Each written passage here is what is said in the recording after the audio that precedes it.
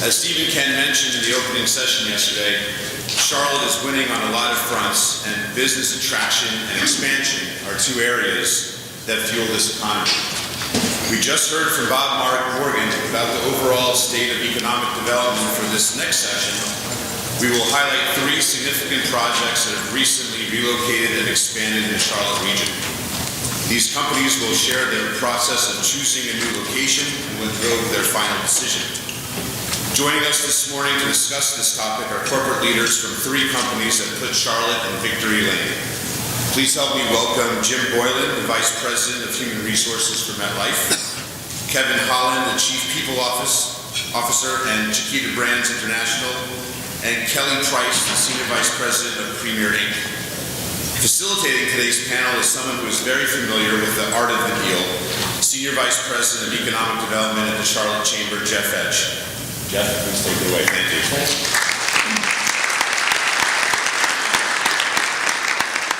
Good morning and welcome to Charlotte. We're glad to have you all here. It's an impressive crowd. I've seen an inner-city visit with 300 or so people come here before. You all are pretty committed to the two cities doing this together like this. One change in our program this morning, Jim Boylan was out of town over the weekend and injured his leg. And be with us, Theresa Faust from MetLife will be on the panel with us this morning, filling in for Jim. And I know they did a great job. And I want to thank these panelists for being up here with us, taking time out of their day, and thank them for the investment in jobs and the commitment that they've made to this community. They've all made a significant impact, and I think by the time we're finished this morning, we'll still hear more about that.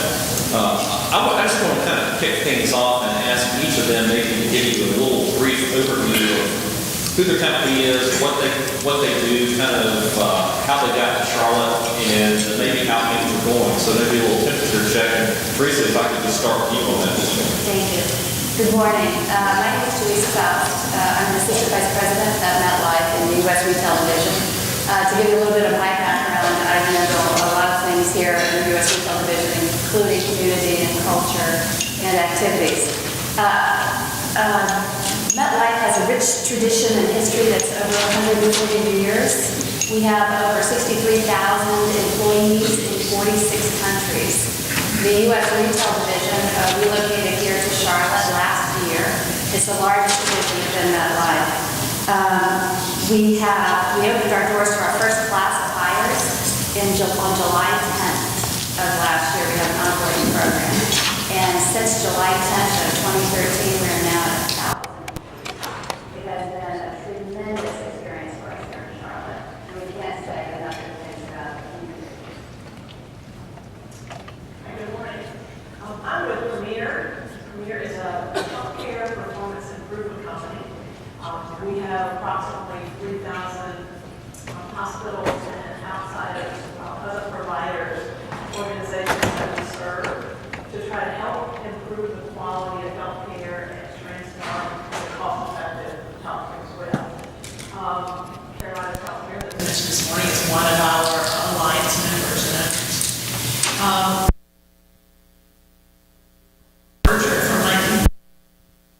We had three leading organizations that came together. One was in Chicago, one in San Diego, and one in Charlotte.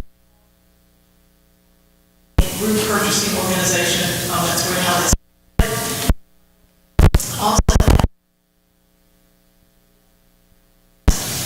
just healthcare and benchmarking. And so we pulled the three companies together at the time to help the headquarters ended up in San Diego, California. So in the early, 2008, we decided that we needed to begin to move our supply chain operations to Charlotte, or at least altogether somewhere the bulk of that group was in Chicago, Illinois. We also felt that in 2009 that most of we had a new CEO who was headquartered. She was also living in Charlotte, North Carolina. But our data informatics was really growing, really strong, and we felt like that was going to be part of the future of our organization. So we decided to begin to move our operations, all of our operations here to Charlotte, North Carolina, and have this our headquarters. and it's been a great move. We had a presence here in Charlotte, but it was wonderful. We had a smaller building. We looked for a new building. The chamber was highly instrumental in helping us determine that Charlotte was the place to be. We certainly considered Chicago and San Diego and South Carolina and many other places. So it's been a wonderful move. We have been in a new building for 3 years, and it feels, actually 4 years now, and it feels like a new day every day. I guess it is a new day every day. Yep. Hi, my name is Kevin Hall. I'm with Chiquita Brands International. We moved here probably about 2 years ago. We have about 300 employees here. We have our global corporate headquarters. We have about 21,000 employees worldwide. Many of those in Latin America, Europe, and then here in the United States. As you know, most people know, we distribute and grow bananas, as well as a business called Fresh Express, which was the first bag salad product that came to the market 3 years ago. So those are two main products. We use some other whole fresh fruits and vegetables and those kinds of things, but we're an agricultural fresh food.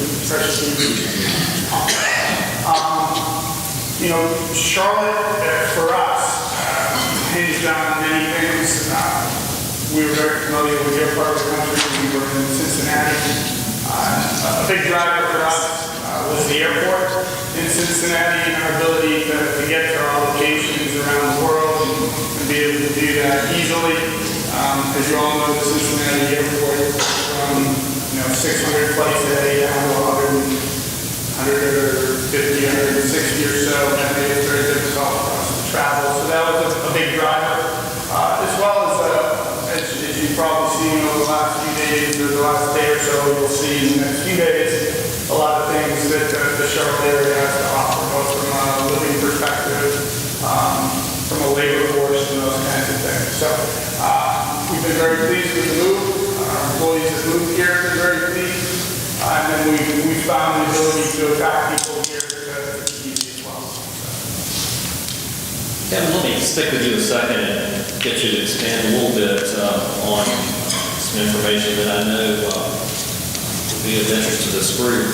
One of the things that when we talk about the art of the deal, there's a lot of interest from communities as to how do companies go about the process of searching for a new location, and what kind of drives the decision, and when they kind of make that decision, you need to go find a new place.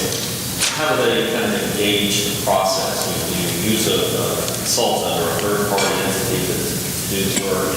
Can you talk a little bit about that? Sure, yeah. We had been looking at a potential move for a while, and we had, I guess, developed an internal ability to kind of at least reach out and look at various communities. And we looked at several, and Charlotte being one of those. Actually, Charlotte came to the party real late in the process. We looked at Atlanta, we looked at Houston, we looked at Miami area, kind of the Dade County area. And we looked at a number of different areas.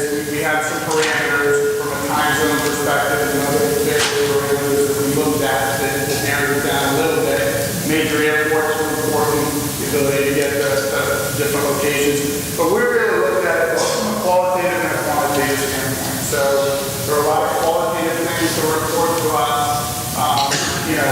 Airport, living conditions, hospitals, schools, those kinds of things. We assessed and evaluated those things, and the importance of those things. And then we looked at some of the quantitative things around incentives and our ability to move there, costs, all those kinds of aspects. And really looked at those side by side, weighted those from the importance for us as an organization and our people, what we needed to achieve strategically, so there was a strategic element as part of this as well. And really looked at that totality to come up with a decision. We also had a board of directors that we needed to go to and present a business case. So we had to, really pull that together and say, this is the right return on investment for us, and here's why. So you have to be, it's not just a whimsical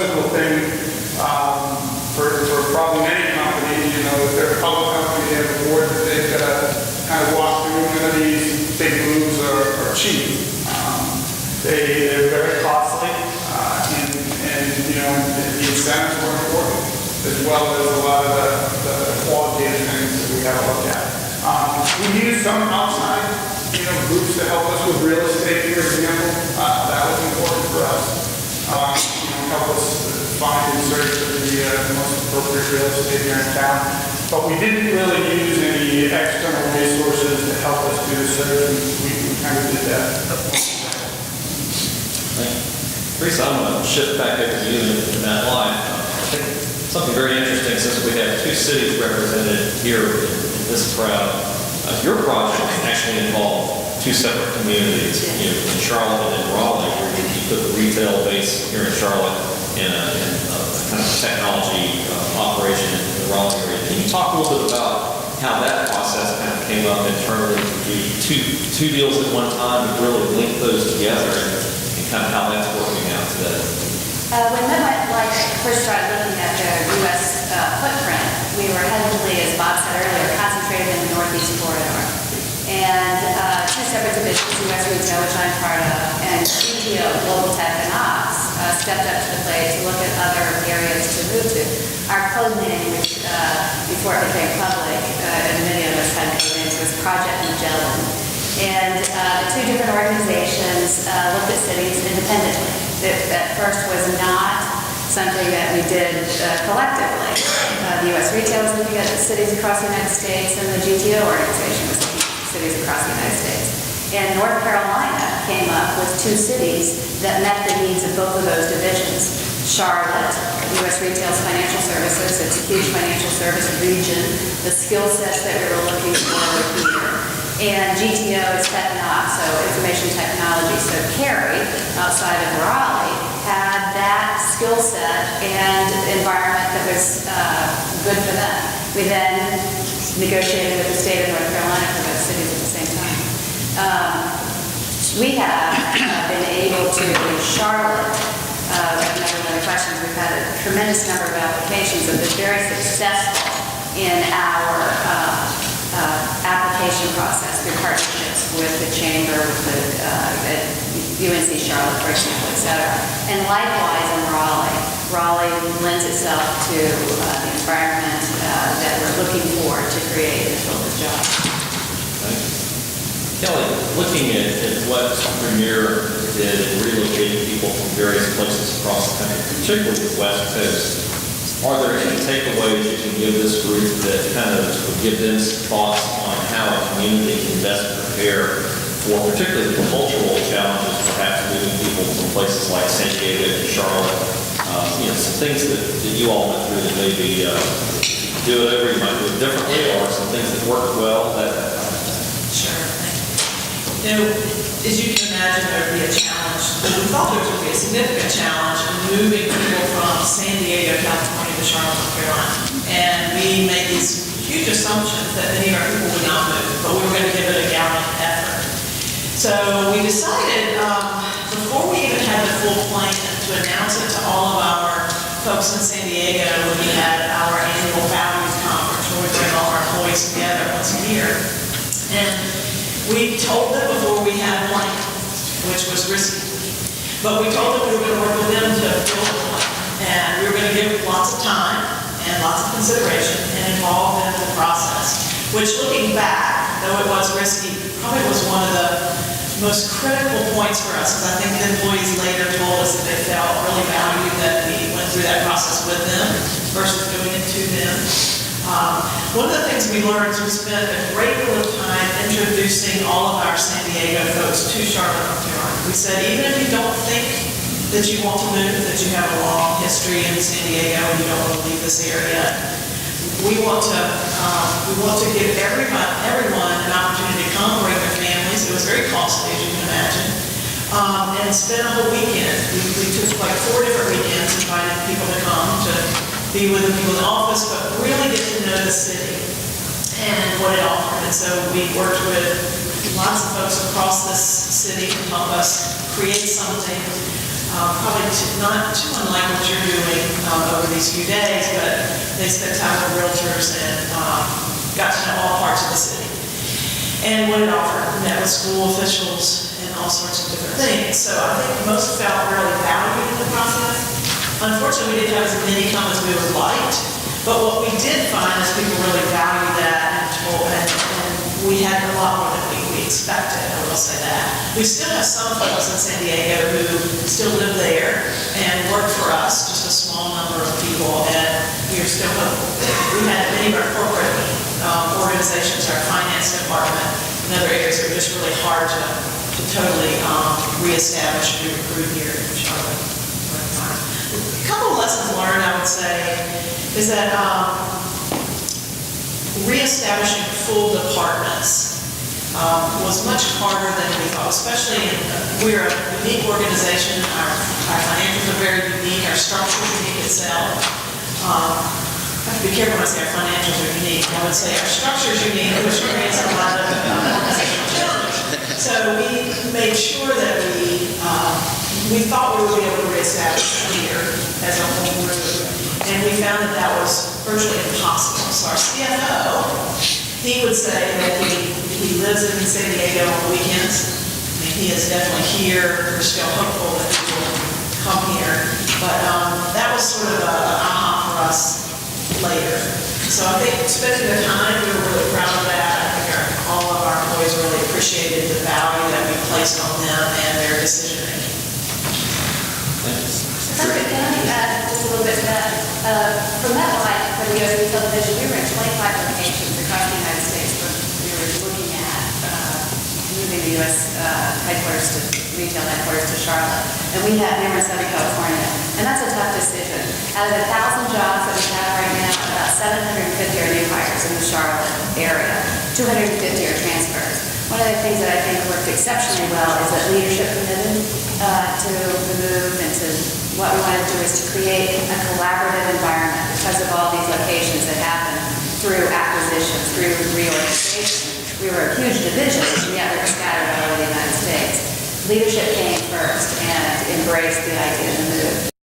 Many of the folks who have transferred, are from the Northeast, so they're moving to warmer weather. Although I must say, this past year in Charlotte was a bit of an anomaly because we thought that we brought the weather with everyone who was moving here because there was snow, and it was a little bit different in that 3 inches of snow in Charlotte is a lot different than 3 inches of snow in New England. And I grew up in Ohio, so we were always prepared for snow. Here, the snow preparation was a little bit different. But bringing together everyone and creating this new culture of collaboration and transparency, and Charlotte, provides a wonderful opportunity. And a nice thing about Charlotte, we still have the ocean on one side of us, we still have the mountains on another side of us. There's a lot of wonderful things for our associates to venture out and do. Yeah, I will note that if they predict 3 inches of snow, you cannot buy milk or bread in the store. Kevin, you guys also moved some folks from around. Any unique challenges or things that you all learned in that process? Yeah, very, very similar. I think getting leadership early was a big piece of it. We moved about half of our folks. We did similarly. We offered everybody to go and gave them the opportunity to come down and check out the area, which was important. Because homes are a big issue. At the time we were moving people, the housing market wasn't great. So relocating people is not a fun thing to do, at least in the role that I was in, trying to get people to move and do those kinds of things. But we spent a lot of money in sending the people that we needed to go and helping them with their homes. And that was really the big piece that we needed to do from a cost standpoint. And that ended up being, from a move perspective, a big expense for us. Thank you. I'm going to touch on probably the most controversial term in economic development, and that's incentives. And Kevin kind of touched on that a little bit earlier. I know as a practitioner recruiting companies, it's something that somewhere probably towards the latter stages of most projects, whether it's a small company to a major corporation, the subject of what does your state and your community offer, because every state and community offers something today out there to try to attract a company. Maybe to break the tie, if you will, if the two communities are very close in what they can offer. Each of you all kind of went through the process with us with state and local incentives. Can you talk a little bit about kind of how that factored in your final decision and maybe what's the benefit? I think for some of the elected officials in particular who are here from the community, understanding what's going through the corporate mindset as to how incentives kind of help mitigate risk for your company. You obviously have upfront costs moving an operation or setting up a new office facility, whatever it might be.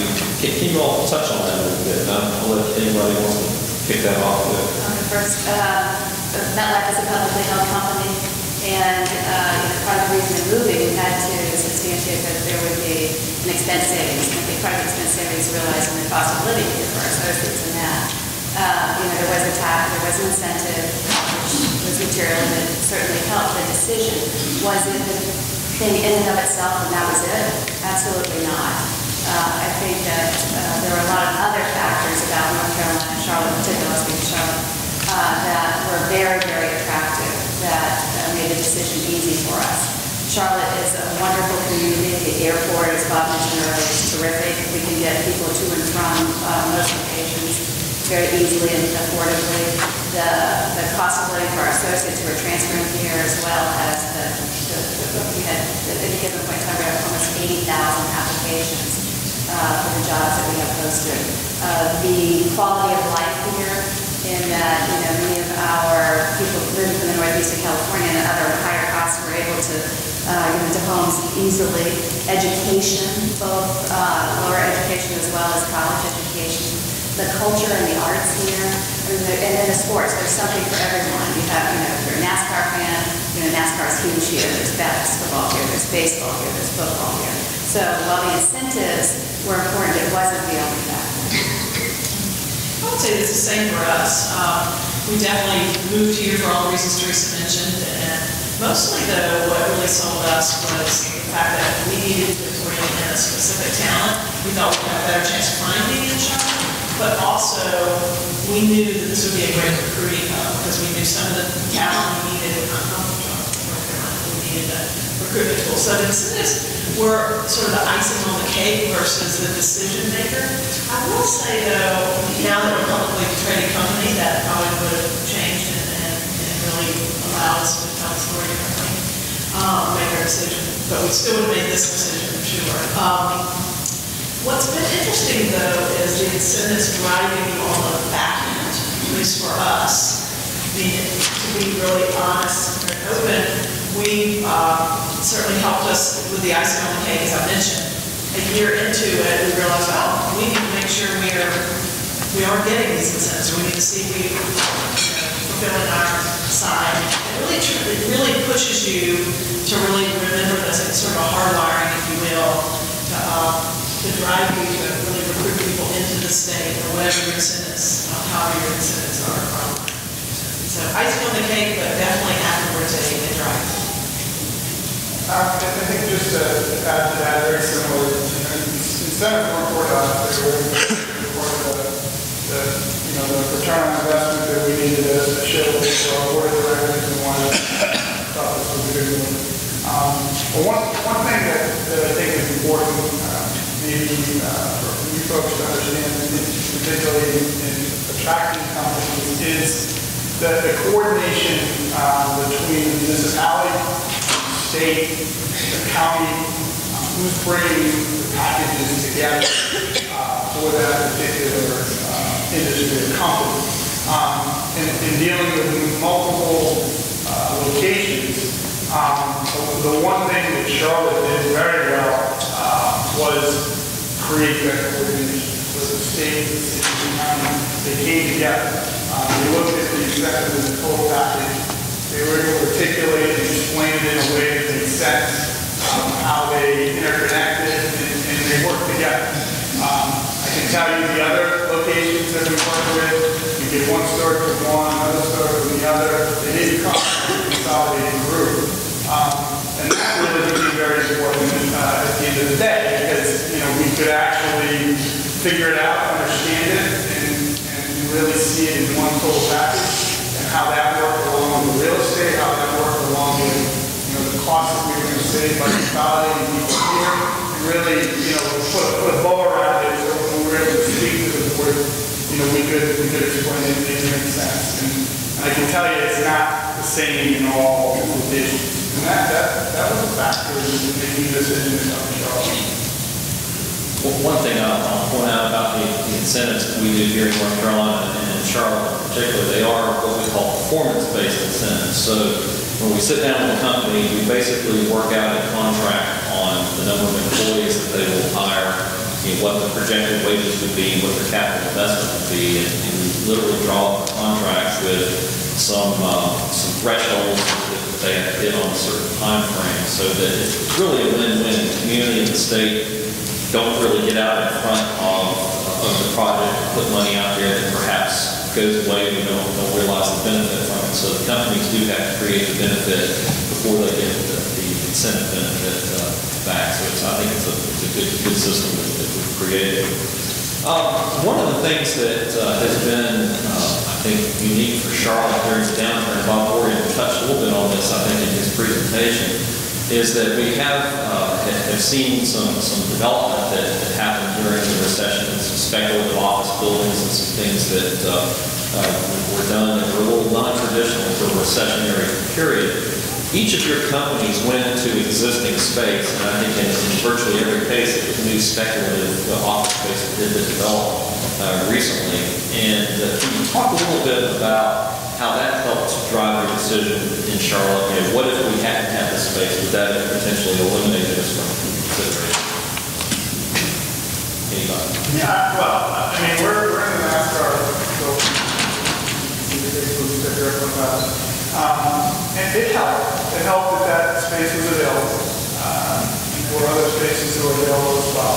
And really more from a speed perspective, the ability to get into something faster than later, and I think that was the big driver that, we could, because once you announce, keeping something like this quiet is practically impossible. So once your employee base finds out, and once you announce, from that point to when you can kind of get to the new location, get through the process, get up and running, and get up the other side of the hill is important. So if you're waiting for a building to become available, to be built from the ground up, and those kinds of things, that time gets longer, and the disruption in your business gets longer. So the availability of space is important from that standpoint. Yeah, I would agree as well. We were looking really in 2008, and so there was quite a bit of spec buildings, and we had about 110 sites in some greenfields we were really looking at, North Carolina, South Carolina. And we decided, because of the times, the economic challenges, that we picked out a few that we really liked, but we decided we were going to wait a year and see what was still available. And we were fortunate that one of the spec buildings we really did like, but a few buildings we really liked were available next year and had better economic incentives through the landlords. So that was very helpful, the speed to be able to get in there. The way that some of the buildings were built here, the specs were very conducive to being able to have the shell you needed, but be able to really play and build out the private space we needed. So it made the decision a lot easier for us because we were able to make our own. It wasn't so overly built. MetLife is doing both. In Charlotte, we went into space that was already built. The structure was there. In Raleigh, they had the shovel ceremony last fall, so they're building from the ground up. Someone in the company coined the phrase incubator space. So we had temporary space, is what I'll call it, for when we first hit the ground running in Charlotte. So we had, Met has always had a small presence in Charlotte, so we used the incubator space to get the hiring managers down here to start the interview process and do all of that. Then as our building, Kelli and I are next door neighbors, we're in Valentine. The shell of the building was there, and we had to go in and build the interior of the building out. And as the floors finished, we moved divisions in, floor by floor. And it worked out very well. We just, we went with it. We were in temporary space during the build out. We knew that we were in temporary space. We tried not to spend too much money there because we were moving into the nicer space. And we were able to, we're in our permanent headquarters in the Valentine office already. It hasn't been a year. I think they started construction, they completed it in under a year. In Raleigh or Cary, it's going to be a little while longer, but they also have other space in Cary. They have other space that our operation is working out of until the permanent building is finished. I have to add, I took a tour of the MetLife and open house a month or so ago, and it's very unique how, if you're familiar with their advertising, Peanuts characters very extensively, and throughout their building they took things like the stripe off of Charlie Brown's shirt and integrated that into some designs in some of the conference rooms, and I think Lucy and Linus recognizing the men's and ladies' rooms with little silhouettes on the building. So they made it a really fun collaborative space there at Valentine. Our space is, I don't know what add to that, our space in our office here is very atypical of any MetLife office across the globe. We took the opportunity to rethink workspace and rethink. We wanted a transparent, open, collaborative culture. So all of our workstations are now out in the open again. And traditionally, we're in the kind of cubes. Everybody has a cubes and things like that. State-of-the-art technology with smart boards and VTC, video technology conferencing, as well as telepresence and remote stuff. So we want to create a new culture. Part of bringing all of U.S. retail together was, again, going back to that culture. So we took this opportunity to rethink. And we've had, if you're ever back in Charlotte, an open invitation to come and visit our office because it is very unique and we've had a lot of visitors coming in to see the space. Very important. Each of you has touched at some point this morning on workforce development and attraction of labor. It's a very key thing for you. One of the things I think that we feel is one of the strengths we have in Charlotte is our ability to prepare workforce for new and expanding companies. We have a very strong partnership with an organization here, the Chamber does, an organization called Charlotte Works, which sits down with the majority of our new employers that are expanding in 4 years to talk through workforce development needs. Our community college system is very supportive in developing programming. The university system, Bob Warren touched on that a little bit earlier today. Can you all talk a little bit about, from your individual perspectives, how you've been able to utilize some of those different groups and tools to kind of enhance your labor perspectives here in Charlotte? Be happy to start. Our data informatics, our healthcare informatics space, and big data, data development has become probably about half of our organization, so about half of the people that we hire come from that space. And a unique space because there's part of healthcare, there's part of you need some healthcare background, there's also engineering aspect to it, and data developers, unique positions that all come together.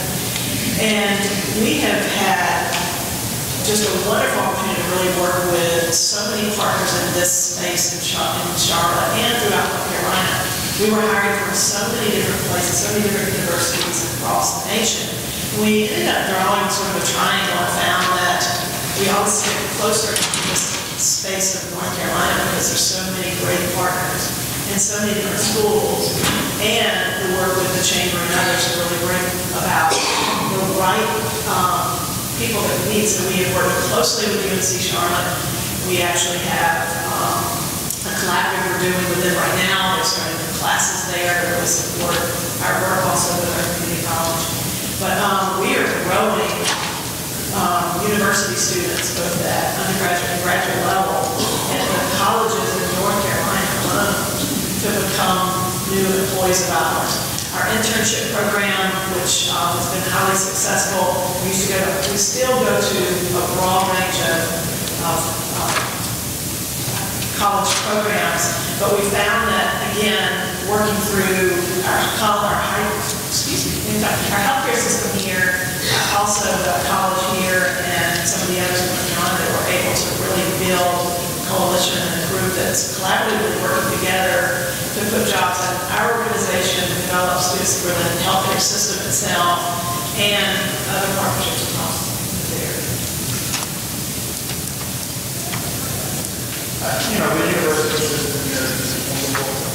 Internships have been great. We focus on the university to deal with from an internship standpoint. It's been very successful from the ability of seeing a student and then able to assess them and make offers to those that kind of fit the organization well.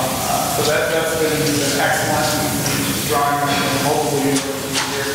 I mean, there's some great research universities, so we're heavy in agriculture in North Carolina State. We work with those things and partnerships and some things that they do and things that we do that work very well. So you have access to those kinds of things as well.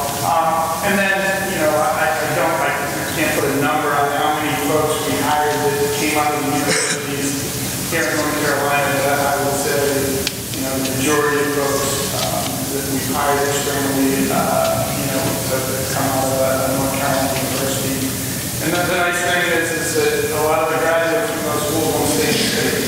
They're not looking to run from the state. Once they get their degrees, they really enjoy the state and want to stay in the state. So you have the ability to attract those folks and get them to work in the organization. So, it's a real advantage to be in North Carolina University. We too have, echo what you said with the internship programs and partnerships with UNC Charlotte and CPC, Central Piedmont Community College. One interesting note that I thought was so wonderful is when MetLife first came to town, UNC Charlotte hosted a reception, and it was for MetLife. And they welcomed MetLife to the community, and the goal of that reception was to introduce our business leaders to other business leaders in the community. And that was invaluable for the opportunity for us to get to know, whether it's Bank of America or Wells Fargo, or it's not just the chamber's responsibility. UNC Charlotte helped us get acclimated into the community. And the partnerships that we've developed across with other businesses in Charlotte have been invaluable to help us progress and become a part of the community of Charlotte. Sometimes I think one of the things that gets lost in a community is the ongoing impact that new companies make when they locate. And we obviously see jobs and capital investment, and then those are the things that get kind of reported in the paper. But there's a lot of ancillary things that go on that a company contributes over a period of time. And I want to ask maybe Kevin and Theresa to kind of talk about a couple of things from your perspective. Kevin, I know in the case of Chiquita, you all brought the Chiquita Classic golf tournament, for example, to town. Talk a little bit about that, some of the things that's doing in the community, and I know you all are doing some other things around education and whatnot. Yeah, we felt that was an important thing to do is bring community involvement and blend with us to the community and get involved in that very quickly. We have a golf tournament we did in Cincinnati, we did a golf tournament that we brought here. It's all charity-based, so everything gets sold, goes out to charity, we partner with United Way, all of those ticket sales go to charities here in the local area, and any of the money that comes out of the event goes to United Way. So that was a big thing that we wanted to do and bring out here. We got very involved in the community from a volunteer standpoint. We kind of made that part of our employee goals to get involved. We did a VPO day, which was voluntary time off day, and then we would coordinate activities so that they could go out and get involved in the community or different kinds of things that make sense that we can do together. So that creates a good positive cultural thing as well for the company. We grow stuff, and so we're heavy in the year, so we kind of want to make sure we're connected from that standpoint. We got involved in something called the Island Foundation here, and we're working with the healthcare system, and we partner with them as well as their Chiquita to transport healthcare equipment that would get out of date, but would get overlapped by new equipment. This older These containers are there here and trucking. Partner with the Hyman Foundation to transport this equipment, which is great equipment that you go into Latin America. We have ports down there, so we're able to coordinate an effort to bring great equipment to those remote areas that don't have that kind of health care. And that's been a fabulous partnership that we've seen a lot of neat things happen. But this area offers you, and everybody gets involved. So, you can talk about partnerships like leaders and everything. It's been fun for us, it's been fun for our employees to get involved. Right. Chris, I was looking in the paper last week and saw a picture of the MetLife blimp here in town and some school kids around. Can you talk a little bit about some of your initiatives utilizing that blimp and some other things you're doing? MetLife has 3 blimps. Pretty cool. Then Al Holford, who's sitting in the back of the room, helped work. We had a blimp week. The blimp was down a little bit, so they stayed in the Gastonia Municipal Airport, which was right outside of here. So we were able to work with one of the local schools, a magnet school, and they took a field trip out to the blimp. A couple of their classes took a field trip out to the blimp. That was also part of the curriculum, what they were studying. In addition to that, they were opening it up because we had so many new hires on the weekends. It was first come, first served until we filled up all of the spots. So our associates could take their families out and see the blimp up close and personal. And I know everybody's saying you get to go up in the blimp, you get to ride in the blimp. We don't do too many rides in the blimp. Al did get a ride for the reporters, and we were also fortunate. A New York Times reporter went up in the blimp when it was here for the Wells Fargo Classic. And she took these beautiful, magnificent photos of Quail Hollow. They were lovely. So we are able to give back with this wonderful thing that MetLife has. In addition to that, we're actively involved in other things, junior achievement. We haven't been here for a year yet, so we're taking a thoughtful approach. There's not a day that goes by that I don't get a request that comes across my desk, or someone who wants us to partner with them. But we have partnered with Junior Achievement. We have continued to partner with United Way. We also partner with the Arts and Sciences here. We've sponsored Symphony. We sponsored the Art Museum. We have 1,000 employees who are ready to go.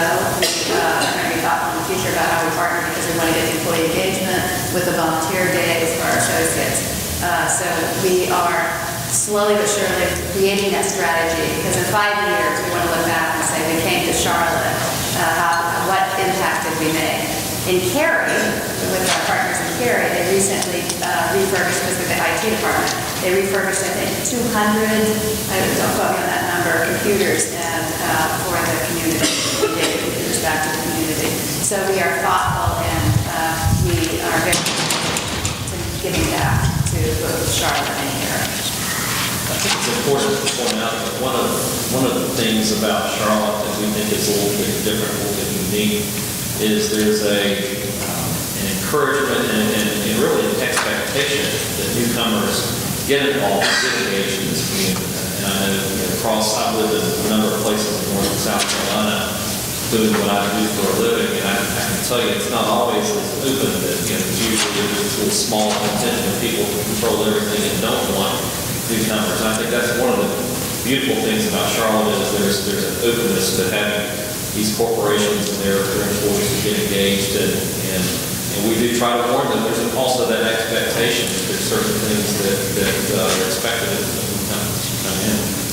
I had my countdown clock going up here. We're kind of running down on time. We want to give you all time to ask questions. But I want to ask the panel one last question before we open the floor up.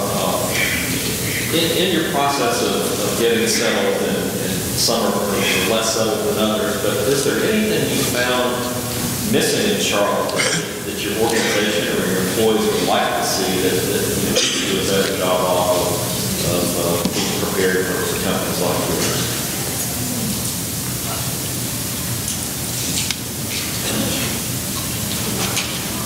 Sure, you gave me that.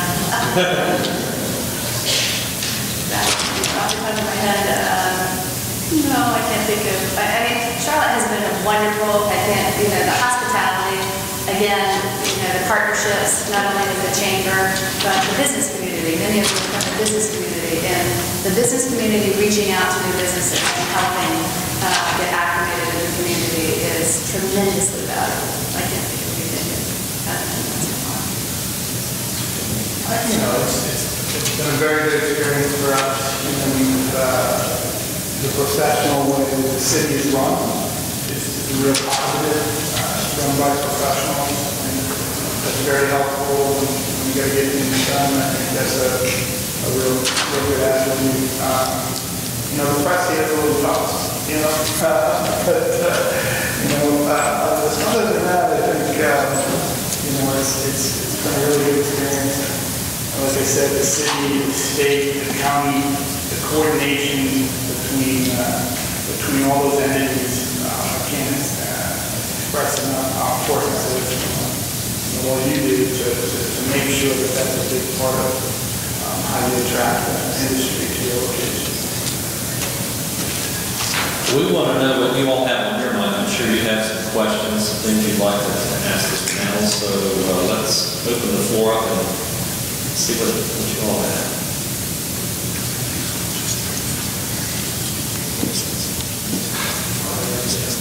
This isn't so much a question as a comment, Kevin. The genesis of your company goes back to Fulton, Kentucky, when Fulton, Kentucky distributed 70% of the bananas consumed in the United States through most of the first half of the 20th century. So there is a Kentucky connection to you.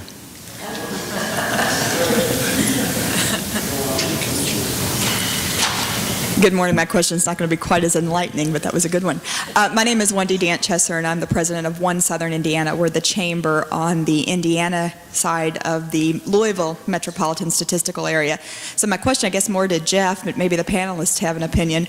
When you're looking at a region that involves multiple states, how does that impact? What lessons can we take back on how you have embraced the other states and incorporated that regional concept above maybe that artificial geographical line?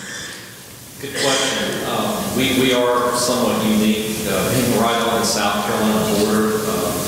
Some people like to refer to Charlotte as the capital of the Carolinas because we're right in the middle.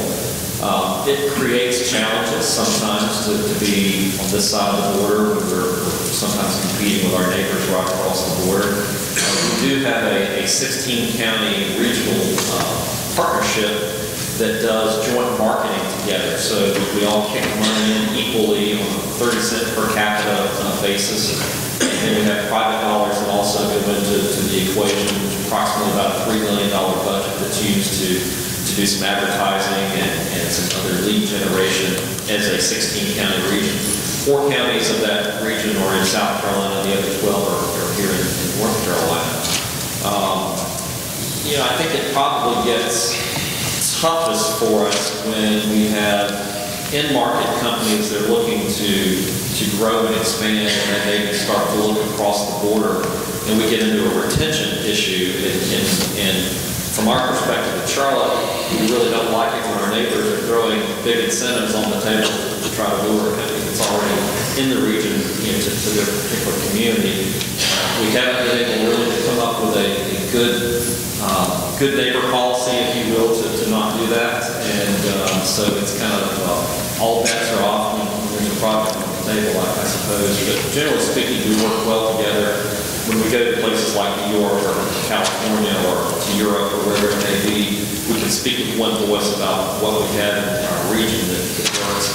And once we get a company interested, then we just battle it out and see if the best location wins. When you looked at your relocation, were states being right to work states ever a consideration in your relocation?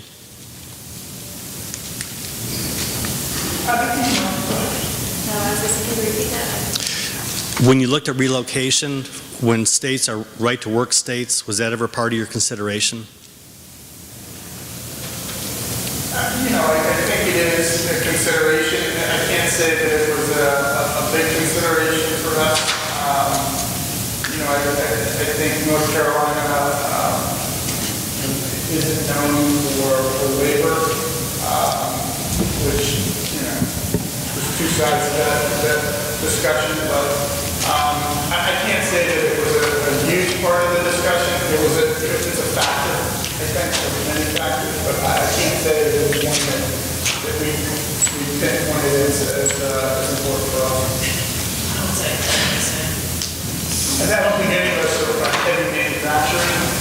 organizations that may be different for a company that is manufacturing? Traditionally, when we see manufacturing projects, that's a major thing that comes up, and one of our advantages. I'd like to ask a quick question. I'm Harry Clark. I'm a council member from Lexington. I'd be interested to know what specific incentives you had from the city and the state beyond the cooperation of putting together a package for you. Well, at the local level, we have what we call a business investment grant program, which we look at the net new capital investment that a project will have. So if they're building a new building or doing an upfit on an existing building and bringing in any new equipment to the building, that's the net new investment. We don't take an existing building and put that into the equation because it's already on the tax rolls. But we take that net new investment, and again, depending on the size of the project, if it's a significantly sized project, we may be able to do a business investment grant over a 5-year period, for example. If it's a relatively small project, it's typically a 3-year period. What we do is look at that net new investment and the property taxes it will generate, and we rebate about 90% of those property taxes back to the company over that 3-year, perhaps 5-year period. At the state level, larger projects like the ones that these three companies have can qualify for, I'll call the Mac Daddy of all incentives, called the JDIG program, the Job Development Investment Grant. That program is a pretty lucrative program. It rebates a portion of the employee's withholding taxes back to the company. And that can add up to millions of dollars over a period of time. And again, each project is negotiated based upon the number of jobs, wages, the capital investment of the project. They will typically negotiate something around a 9 or 10 year period that incentive is paid out to the company. So like I say, that can be a very significant amount of money. Those are really, at the local level and the state level, our primary incentives. The state of North Carolina also has a very strong worker training program through the community college system, where they will work with the company to customize training for the company. In many cases, it's utilizing company personnel or their vendors to do the training, with the state basically reimbursing a lot of those costs. Duke Energy has some incentive programs that they do for particularly new projects that are being built, and there are a few other kind of small things here and there that may be built. My question has to deal with, as transplants and as relocating and acclimating to the area. In Louisville, and I think in Lexington as well, but definitely in Louisville, one of our pigeonholing or get-to-know-you questions is, what school did you go to? All right, and that's not your college, that's your high school. All right. So I've heard that here in Charlotte, an equivalent question is, what church do you go to? And so, A, is that true? And B, as transplants, you know, if not that, is there an equivalent? How did you respond to it? Do you care? And just kind of those sort of questions that any community has. How did you all deal with it, and what is it? I can speak to that. Coming from New England, New Englanders are very private religion, and that's not necessarily the case the further south that you get. My son is in school, and very oftentimes one of the first conversations that you have with another parent is, you know, well, what church do you go to? I'd like to tell you about my church.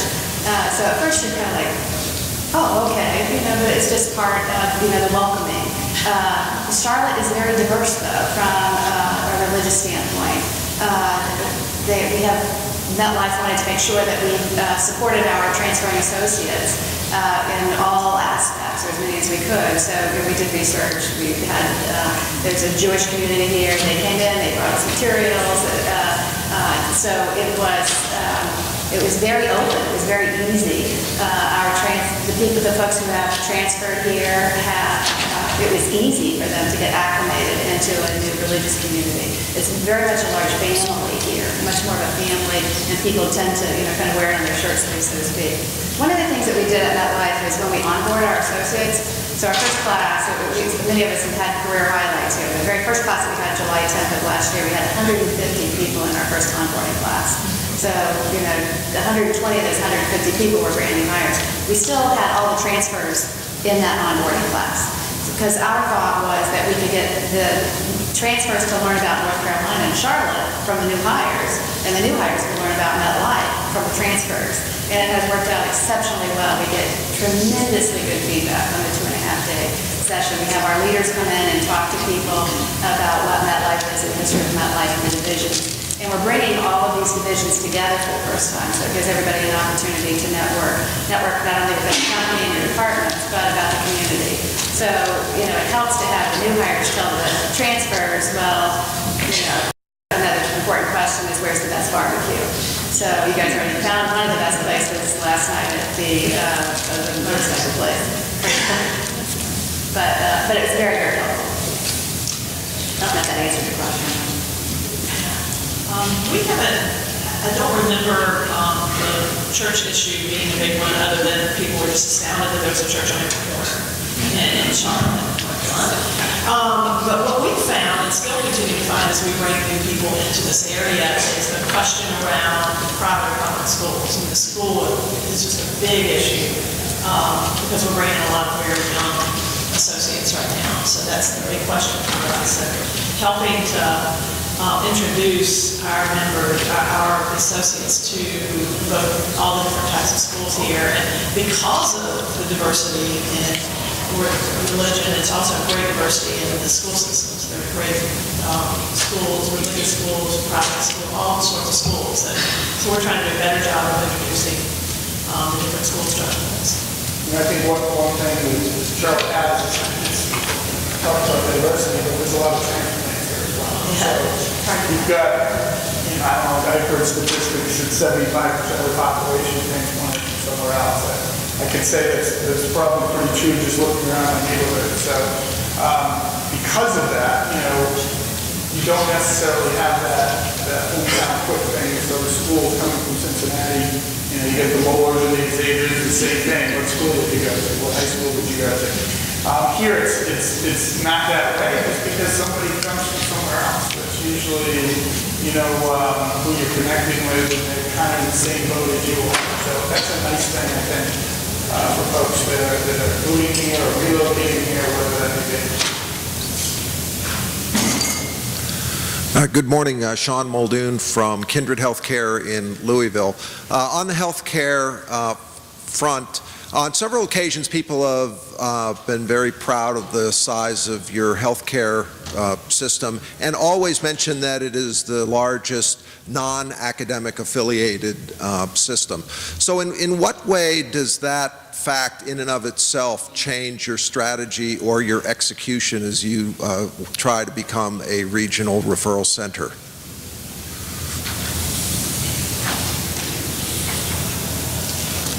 The answer may be it doesn't.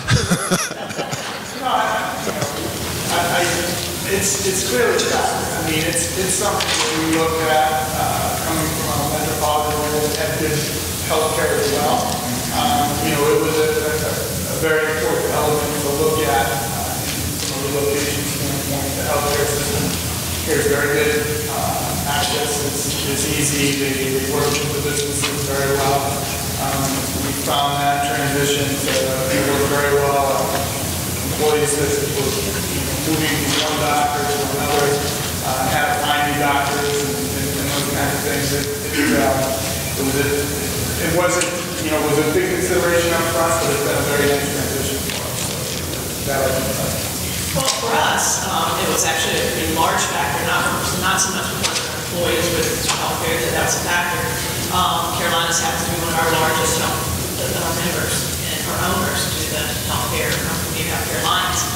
So I will say, though, that having two health systems, even though as unique as it is, two very large healthcare systems who compete, as Bob said, on a day-to-day basis, it has created some significant healthcare quality and for all of us in the city and actually across the state.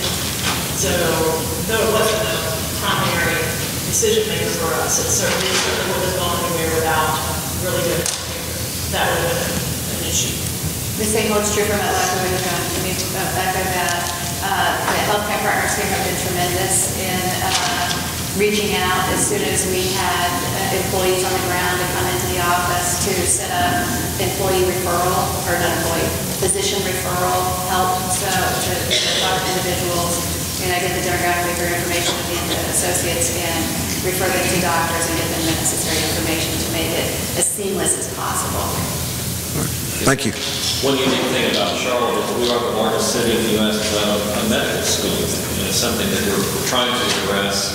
As you can imagine, the UNC system is pretty supportive of the little medical school they have up in Chapel Hill. It's a little harder to pull some of that strength down here toward Charlotte, but we are doing some things trying to expand our offerings in that area.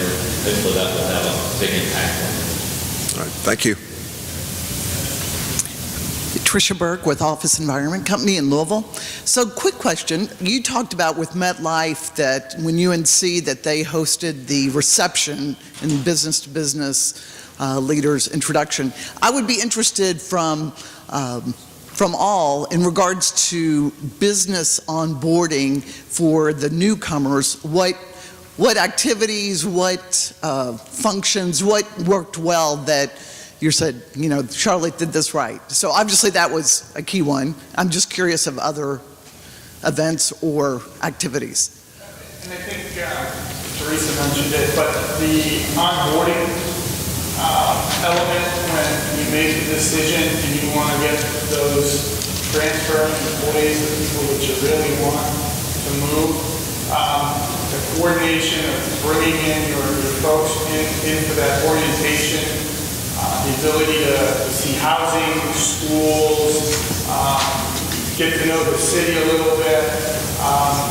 The chamber did a great job of helping us coordinate that and work with the various businesses, real estate people, and we had real estate people for each one of our folks and our families, and really coordinated that well and helped us in that orientation phase. Because at first impression, for your key transferring employees is extremely, very helpful and getting them motivated to want to make a move. So I think that's a big piece that is very helpful for us.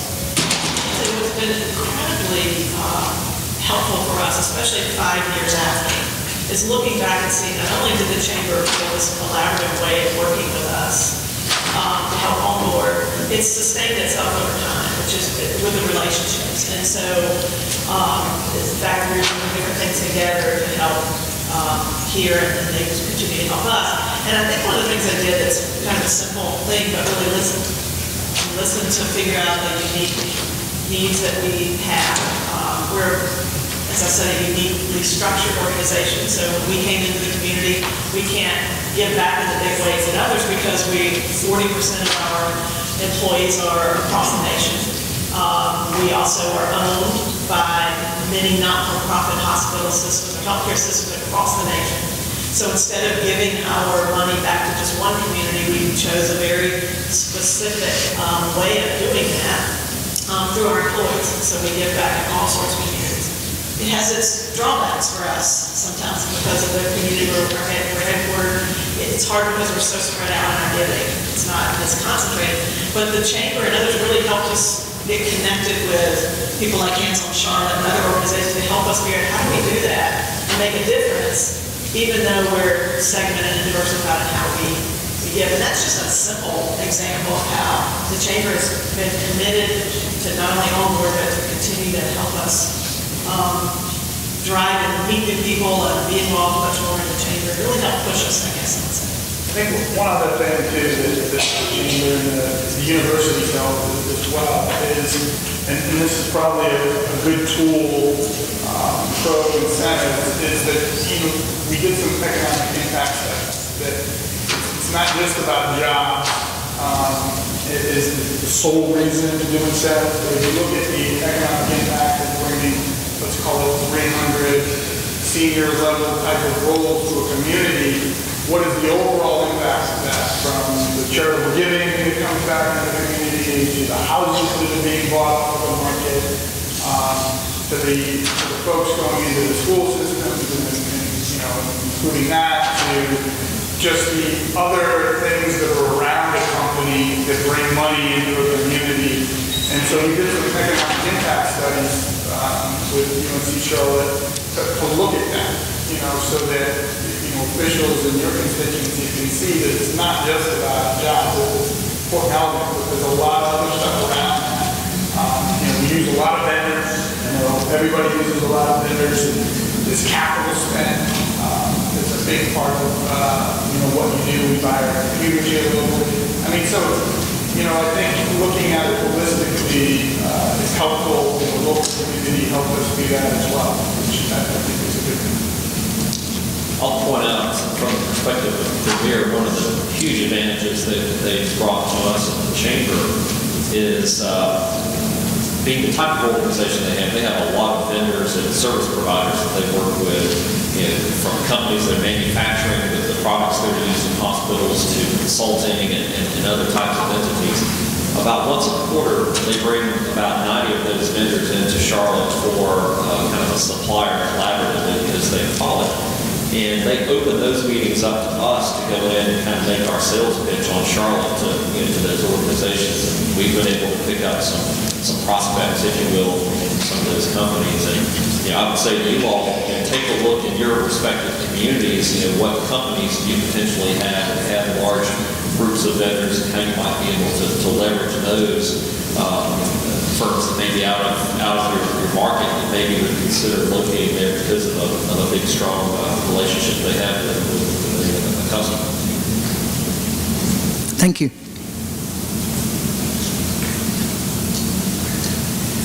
Any other questions? Good morning. My name is Michael Gritton. I work for Kentuckiana Works, which is the Workforce Investment Board in Louisville. We're meeting with Steve Partridge later this afternoon, so we know something about that and we'll learn more. Two quick questions. One, to the extent that all of you came here and you're looking for talent, I'm interested in the talent recruitment strategy. We spent a lot of time in Louisville thinking about how to strengthen University of Louisville and other colleges to grow our own, but I haven't heard and you're making references to UNC Charlotte, so you're obviously trying to do that, but I'm interested in that strategy from Georgia Tech to Virginia Tech and how you think about that. And also the other thing I'm interested in is the K through 12 system. Louisville and Charlotte have a lot of similarities in the way we integrated our schools in the 70s and the way Supreme Court decisions have affected that, but we haven't heard anybody talk yet about what's happening in your public school system and whether that was a driver that helped to bring you here or whether you're all voting to send your kids to private schools because the public schools are not any good. I don't know much about that, but would love to hear what your perspectives are. I'll go first on the public and private schools. The CMS schools have improved dramatically over the past few years, and the reports and the test scores and things are on the rise. Union County schools are very good, and then we have a certain population too that live in South Carolina, and thankfully the schools that are right on the Charlotte border in South Carolina are some of the top public schools in the whole state of South Carolina. So from a standpoint of looking at this, when we made our decision, the public schools are good. It's not something that you shy away from. Okay, so they got these private schools to take care of. That wasn't the case. The public schools here provide a lot of opportunity and good education for preparing students for higher education. We're very fortunate in Charlotte, but you probably speak to this better than I. There are many universities here to partner with, both locally here, but North Carolina has a lot of schools. Davidson's very close by. Northeastern is here. Oh gosh, I can't begin to name each. Wake Forest has an uptown.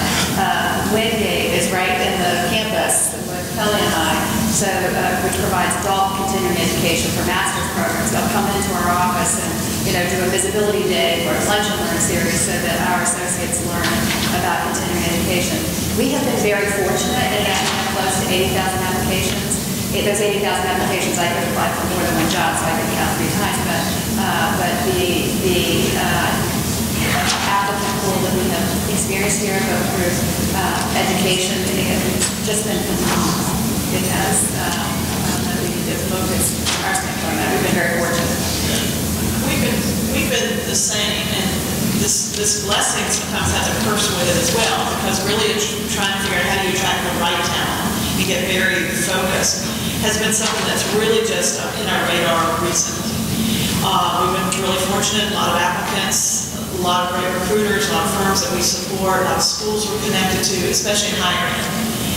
What we've discovered, though, as I mentioned, we're going into this sort of unique data organization, and it's this whole focus on big data.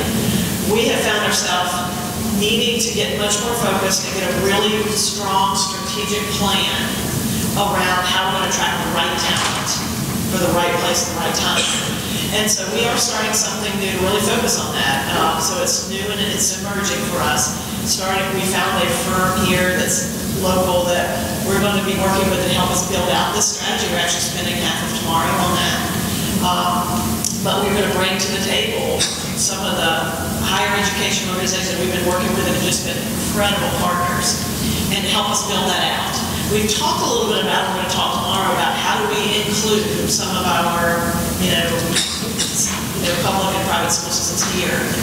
So that's still to be determined, but it's definitely a focus of ours. But what we found is that bringing multiple partners together, not only those who provide the education to the students, but other users of education. And we're probably going to invite our health system to the table as well. So trying to build something collaboratively instead of trying to do it on our own. And I think one other point I'll make, and I think I see my friend Mark Pringle in the back of the room there, who's going to be on the program here, and I think next. We're doing a lot more now with apprenticeships here in the community, and I think we're trying to engage the public school system more and more in the preparation of students for the workforce. And I think historically, it's probably not too dissimilar in your communities. We've been more focused on getting kids ready to go to college. And we're trying to do a little bit better job of getting kids identified for a career, and how we can do that in the public school system is important. And companies like Siemens Energy here have been very engaged in that. I think you're going to hear some good stuff coming up on that front.